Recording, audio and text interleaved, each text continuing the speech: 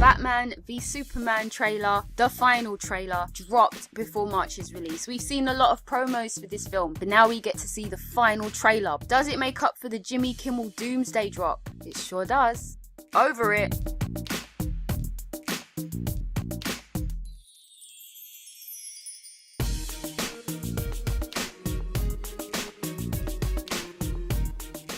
This trailer worked and worked in every sense. Wonder Woman speaks, Alfred owns. There's so much going on in this trailer. We're gonna go through what worked, why it worked, and anything that fell flat, if I can find anything. So here goes. What works? Alfred. Jeremy Irons is already fantastic, and his casting in this role is a stroke of genius. He's a younger Alfred, but an equally weary one. He's also responsible for my personal favourite part of the trailer, much in the same way that I enjoyed the banter with the first part of the Doomsday trailer. His exchange with Bruce gives us insight into a relationship dynamic that also worked successfully in the banter between Bruce and Clark. It's interesting to note that Bruce is always at the centre of these relationships, one we can also see between him and Diana. He's a thread that seems to string them all together.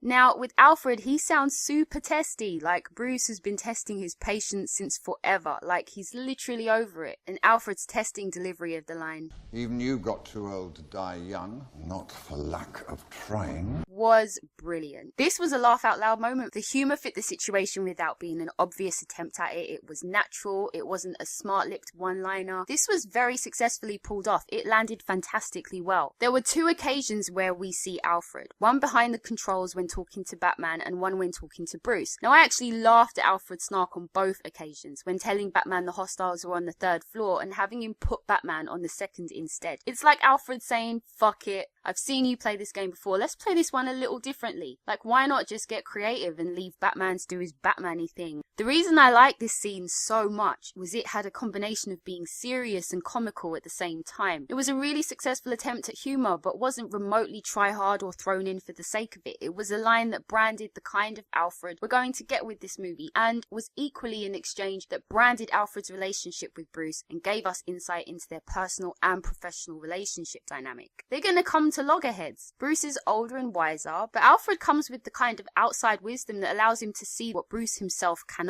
That in itself has conflict, and character-wise, it gives them a lot to play with. This fight was everything and more. Lots of quality choreography that felt more raw than just choreographically stylized. It was actually really brilliant. What didn't we see?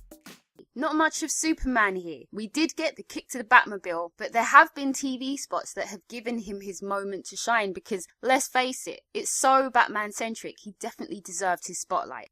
Not working. Jesse Eisenberg. Funny I'm still calling him Jesse Eisenberg, mainly because I still don't see Lex. Nothing to do with his shaggy ginger hair or that he might be Lex Jr., just that the character's not coming through to me at all. I'll admit he doesn't look remotely menacing or intimidating, but the promo shot was everything. And since that's the Lex that will likely appear towards the very end of the movie, his transformation into the Lex I so want to see means I still have faith, albeit a little faith, that he may be able to pull off what might be worth waiting for. Lois and Clark. I like Superman and Lois together because they're together, but it's easy to tell someone to wait for the film. But don't forget, we got to see them together in Man of Steel. It didn't work then, it's not working for me now. There's a moment in Man of Steel when Lois and Clark kiss, and I'm just thinking, where'd that come from? At what point in any of this film do they even have an inkling of a spark that culminates in a kiss like that? It felt shoehorned in an attempt to establish a relationship. I do like that she knows who he is from the jump though. It means we don't get a repeat of the kind of Lois who only falls for Superman and who doesn't really give a fuck about Clark. Wonder Woman. Wonder Woman! We get some Wonder Woman action with a single split frame of a launch. This single clip accentuated all that was wrong with her reveal in a previous trailer. This shot alone would have been enough to excite anyone at her appearance in this film. And I'm not sure how they got that one so wrong in showing us just how vital her appearance would be in relation to Batman and Superman and that fight. But they got it right this time. Her little exchange with Bruce was really nice. You can see her answer in her expression before she even vocalizes it. It's a testament to how well she acted that shot out. I've known a few women like you. She's just like, huh, of course you have. But the ultimate star of the trailer is Batman. film. I've always had a soft spot for Superman. He was the first superhero I'd ever been introduced to. He's my childhood superhero idol. Ultimate. So to me, Superman is the ultimate superhero. But Batman's the star here. Batman has been killing it in every single trailer. And Ben Affleck, credit to Ben Affleck, because he's done what even Heath Ledger couldn't do. Heath Ledger managed to turn people around on his Joker through the film. But many people who had their doubts about Ben Affleck have been turned around through the trailers alone. So he's managed to get people on side without even seeing the film first. Major win.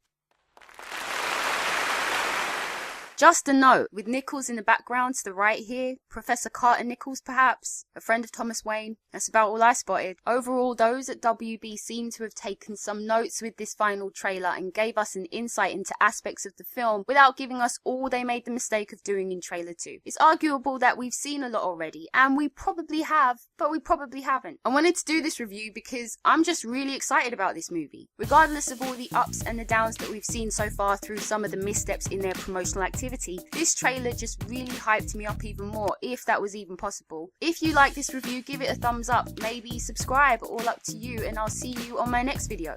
Boom out.